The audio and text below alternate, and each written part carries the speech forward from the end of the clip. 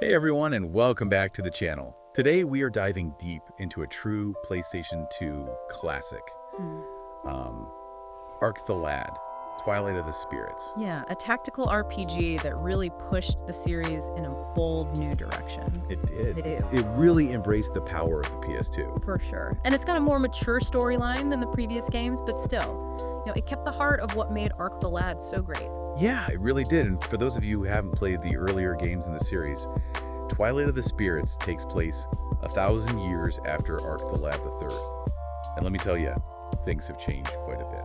The world is a very different place now. You've got humans and Demos locked in this intense struggle over resources called Spirit Stones. And these Spirit Stones aren't just some random plot device. Right. They're like deeply integrated into the world. Oh yeah, definitely. I mean, for the Demos, the Spirit Stones are their lifeblood, literally what they need to survive. Right.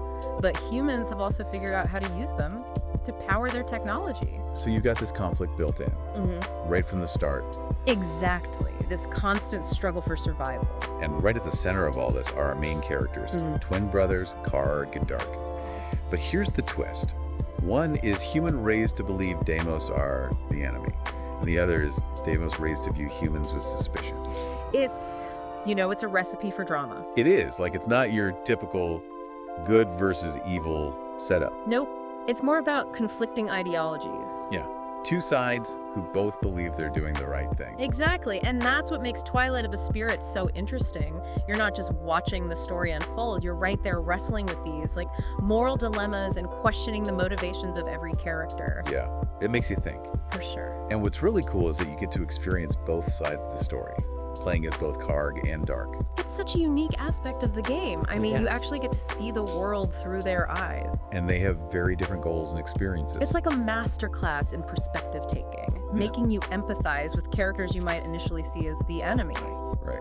Now, before we get too deep into the story, I want to talk about how the game actually plays. It's a tactical RPG, so we know there's going to be turn-based combat, strategic movement, but what really sets Twilight of the Spirits apart? Well, for starters, the transition to 3D was really well done, the environments look amazing, and the character models, even today, they hold up pretty well. Yeah, I agree. But what impressed me the most was the combat system, especially the movement. I was going to say, that circular movement system. Yeah. Such a cool departure from the grid-based systems you see in most tactical RPGs. It adds a whole new level of strategy to positioning and movement.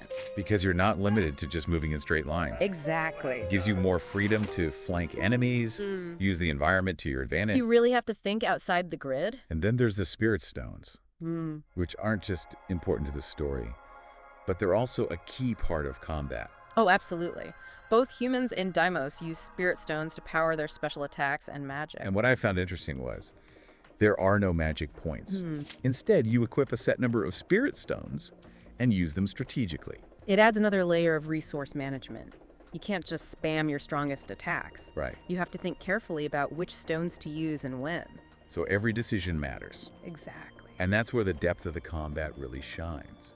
It's not just about brute force, it's about strategy and planning. And adapting to the situation. And the game really encourages you to experiment with different party combinations and strategies. Because there's no one right way to play. And as your characters level up, they earn SP, which lets them unlock new abilities and customize their skill trees. So you're not just grinding for levels, you're actually shaping how your characters grow. It sounds like they really found a good balance Yeah, between accessibility and complexity. for sure. It's easy to pick up, but there's a lot of depth for hardcore RPG fans. But combat is just one part of the experience. Twilight of the Spirits also has this really rich and compelling narrative, full of twists and turns and characters who aren't just black and white. Yeah, it's one of the things I love about the game.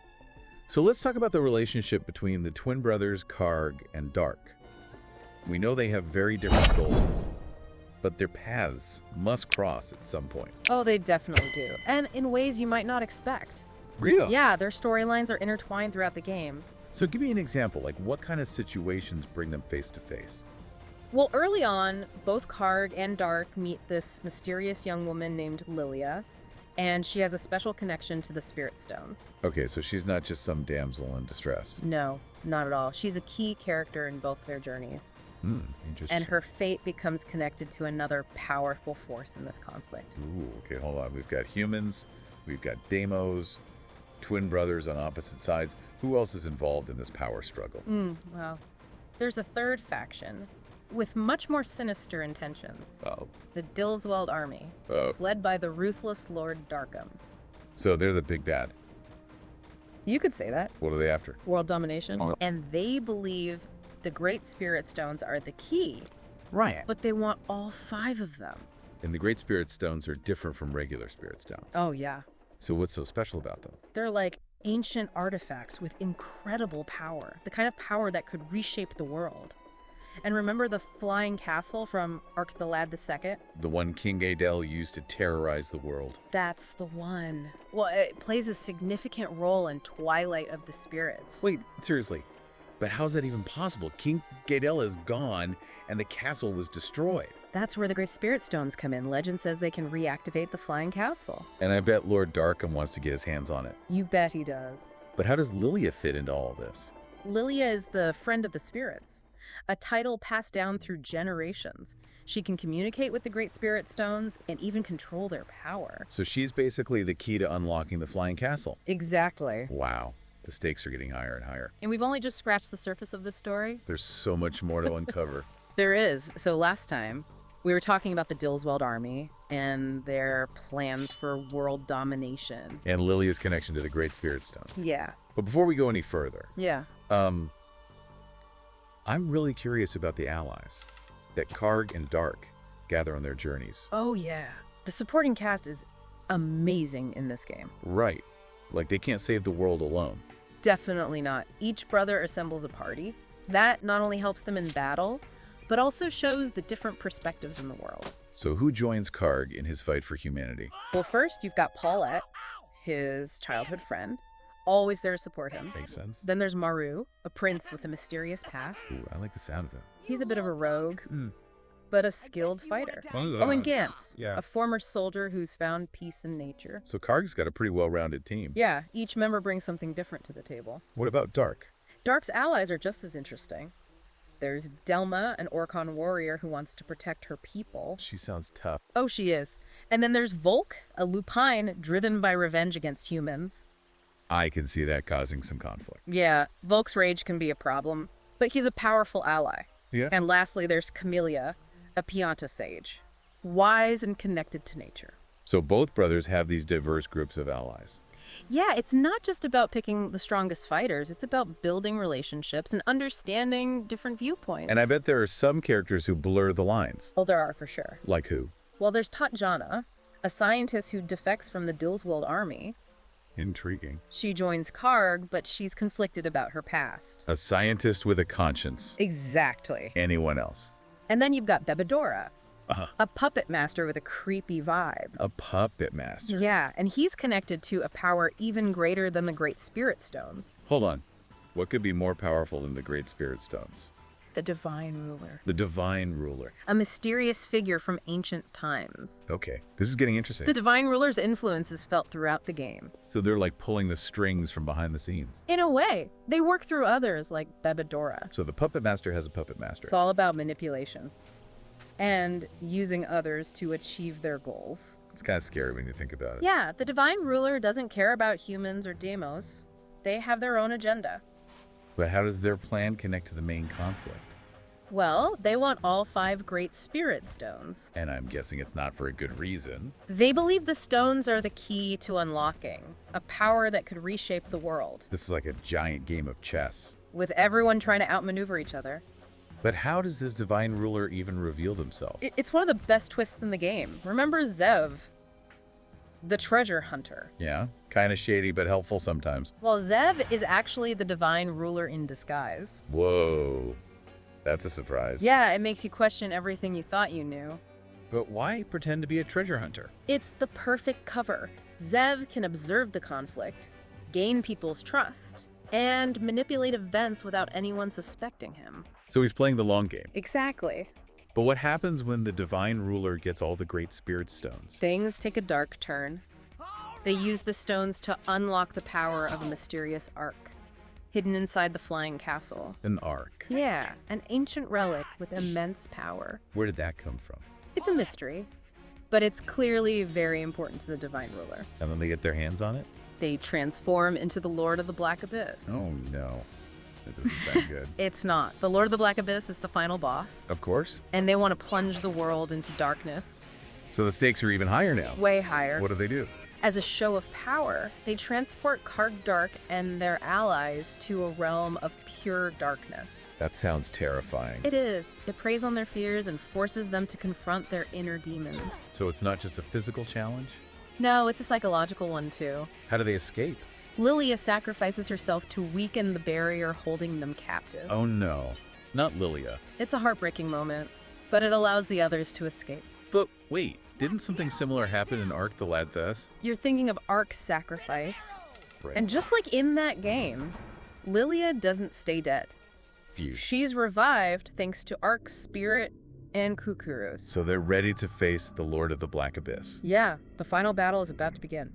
Okay, so we're back and ready for the epic conclusion of Ark the Lad, Twilight of the Spirits. It's all come down to this. The final showdown. Yeah, last time we left off, our heroes had escaped that realm of darkness. Thanks to Lilia. Yeah, but now they're facing the ultimate evil.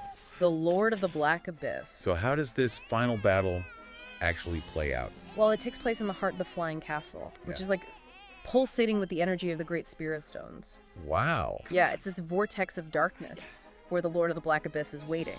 And Karg and Dark are finally fighting side by side. Yeah, they realize they have to put their differences aside to save the world. And their allies are there too. Humans and Demos fighting together. That's awesome. And Yeah. Lilia's back. Yeah, she's fully aware of her power now, and she uses it to weaken the Lord of the Black Abyss. So it's a real team effort. Everyone's giving it their all. But do they actually manage to defeat this Lord of the Black Abyss? They do, but it's not easy. They realize they can't just destroy it. It's too powerful. So what do? The Great Spirit Stones intervene. Really? Yeah, they sense the danger, and they respond to Lilia's pure heart. So the spirits themselves help defeat the Lord of the Black Abyss? They seal it away, Wow. but there's a catch. What's the catch? In sealing away the Lord of the Black Abyss, the Great Spirit Stones are removed from the world. Oh no. But those were the Demos life force. Exactly. So they saved the world. But at a huge cost for the Demos. Yeah, it's a bittersweet victory. How do they react? I mean, they're relieved that the world is safe, but they're also grieving and uncertain about their future. So there's still tension. Definitely. Does it lead to another conflict? Yeah. In Karg and Dark. Almost. The game ends with them facing each other, the fate of their people hanging in the balance. Man, that's intense. Yeah, but just as it seems like they're about to fight, Lilia steps in. She's the voice of reason. Yeah, she reminds them of everything they've been through and the importance of peace. So does it work? The game doesn't really give you a clear answer. It ends on an ambiguous note. Wow. So it's up to the player to decide. What happens next? Exactly. It's a game that really makes you think. About the complexities of conflict and peace, and the choices we make. Well, this has been an amazing journey. It has. Ark the Lad. Twilight of the Spirits is a truly special game, and I'm so glad we got to explore it together. You do. If you enjoyed this deep dive, be sure to let us know in the comments. We love hearing your thoughts. And don't forget to like and subscribe. It really helps the channel. And if you're feeling extra generous, you can support us on Patreon. The link is in the description. Thanks for watching. Until next time, game on.